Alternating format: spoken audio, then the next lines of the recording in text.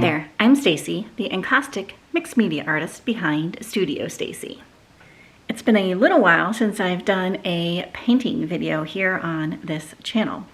So today I thought I would do some experimenting, and I'm gonna take you along with me and hopefully get a little bit of painting done. So I have the wax turned on and that is heating up, and I'm gonna show you what the plan is here.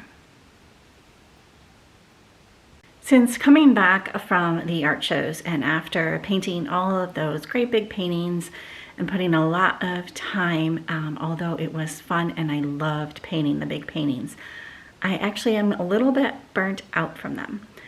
So I thought I would try to do some more experimenting and kind of see what perhaps maybe my next series might be. So that is the plan for the next, I don't know, month or so. Who knows how long that will be for. But I'm definitely going to take you guys along with me on this little experimentation, starting now with the beginning of it. The thought behind this is a more of a sketchbook type of practice. So I thought about making a sketchbook and then just using it strictly for encaustic. But I decided I would rather have loose papers and then put into a sketchbook. So my other thought was to cut up a bunch of loose papers and then bind them later into a sketchbook. That was an idea. But then I came across an old sketchbook, and if you miss my sketchbook videos, I will stick them up there somewhere. And my plan at the end of that video was to finish some of these sketchbooks. So that is what I'm going to do. I'm going to still cut loose papers, stick some wax on them, use them like a sketchbook, but then glue them into this existing sketchbook. That is the plan. I'm going to be using either mixed media paper or watercolor paper, or both, and then probably a combination of some other collage type of paper. So we'll see where this goes. So the first step is to tear these papers down to the correct size. And while I want to do a lot of experimenting in this process to figure out kind of what I want to go or where I want to go with it, I wanted to set a couple parameters for myself. And one of them is size. So I'm going to do a bunch of, like, I believe 9 by 12 pages, and then I can even cut those down to 8 by 10. And then also some square 8 by 8s, and then kind of figure out if I prefer working in more of a rectangular or a square form. I wanted to show you the sketchbook that I'm going to be using, and this is an old sketchbook from college back in 1995. So I have no idea what the brand or make of the sketchbook is, but I wanted to use the sketchbook. For one, it has nice large pages. 2, you can flip it around just like I did here, so I can do vertical and horizontal pages. And 3, there's a lot of empty pages in it still to be filled up. And now moving on to the fun part, the experimenting part. So I'm just laying down a bunch of old towels to protect my work surface here. And again, I'm going to be working on some watercolor paper and mixed media paper, along with some supplies that I haven't used with encaustic before, like these distress stains. And of course, adding some water to the watercolor paper so that these stains will move around the paper when I spritz them on the paper. Now, these supplies are old, so as you will see, some of these bottles are a bit clogged up, but I'm not deterred. I carry on with the experiment, and again, I'm tilting the paper up some, adding a little drips, just mixing in a bunch of colors, kind of messing around to see what will happen. And yeah, so here we go. Let's start experimenting. I've decided to get out a foam brush and just some water in a jar and kind of use that on the paper first and then help spread this distress stain out some. And again, I've got some clogged bottles, so instead of worrying about the clog, I actually open up the bottle and use the end of the sprayer kind of as a scribbling mechanism here. So I'll let you sit back and enjoy a little experiment.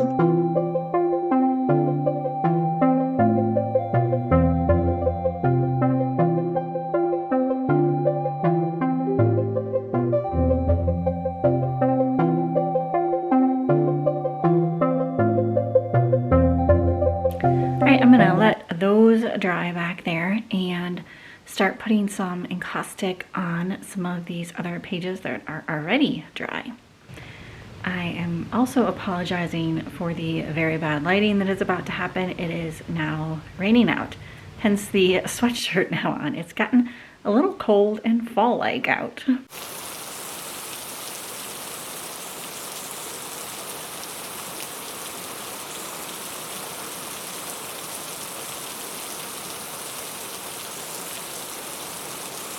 All right, so the griddle is all heated up and I am using some clear encaustic medium. That's what that block is. So I'm applying some down to the heated griddle first, then putting the paper down face down in the direction that I really want the medium to cover. And then I'm using the encaustic brush here to put some more medium down and flipping that over. And because the griddle is hot, I decide to get a rubber spatula or catalyst, if you will. My fingers were getting a little bit toasty on that hot griddle.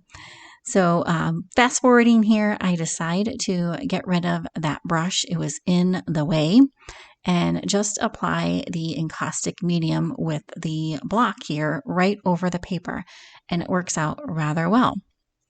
I've also decided to use just some plain sheets of watercolor and mixed media paper and apply medium to those so that I have just a plain background for this sketchbook. And my whole idea here is to experiment with a bunch of different things. I really have no idea where this is going to go, but we shall see. And these pages are coming out quite nicely. It's hard to tell from the camera here, but they're coming out rather smooth. I'm really enjoying putting the encaustic medium on this way, and can't wait to start really experimenting with these even more. Those pages that I did with the distress stain are now dry.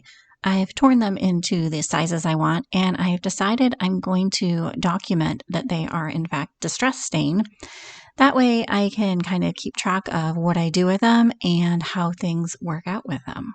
For example, here is one of those pages, and of course I'm applying the clear encaustic medium just like I did to all the other pages, but I really expected the distress stain to bleed because they are activated with liquid and or water.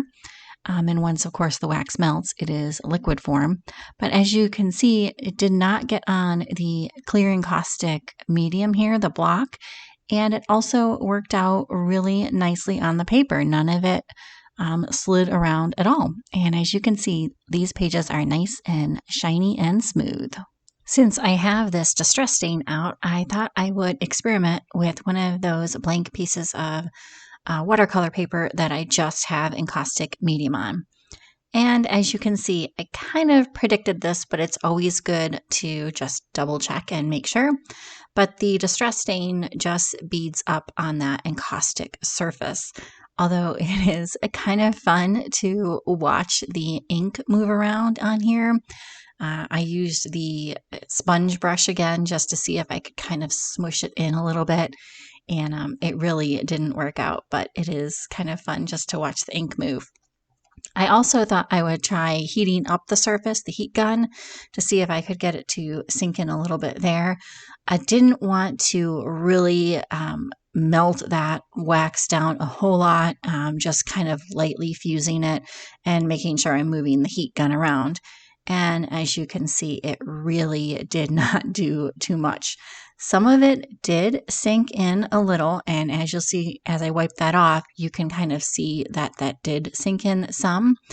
And oddly enough, it made kind of some pucker marks in the encaustic medium, which was an interesting effect.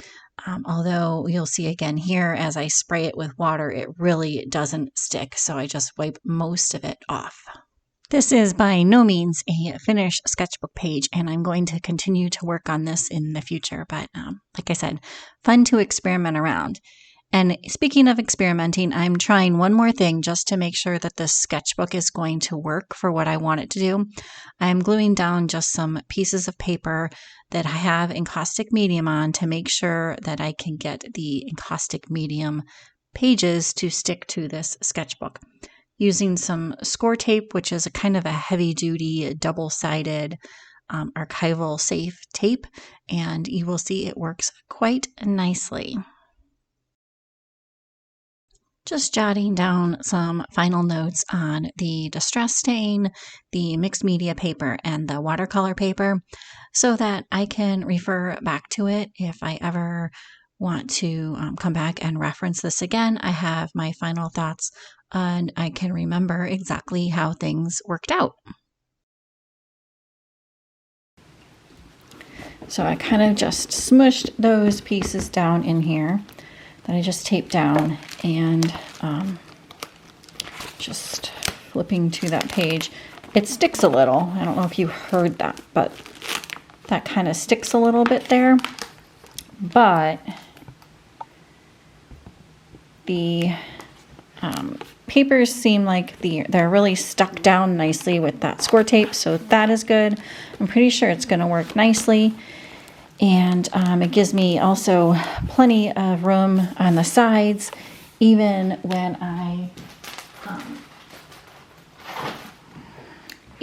I'll stick a larger piece in there, it'll give me room up top here to write and make notes and all of the good stuff. So I think it's gonna work. I think this is where I'm going to leave you this week, with a stack of unfinished sketchbook pages. I hope you will stay tuned to see where these go.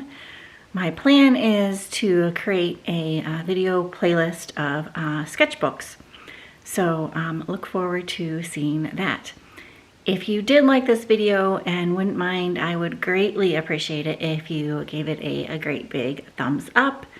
If you aren't subscribed and would consider doing so, that would also very much help me out. If you are subscribed but aren't getting notified and want to know when these sketchbook videos come out, click that bell down there and that will send you a notification every time I release a new video. Again, thanks so very much for coming along. We will talk to you soon, and bye for now.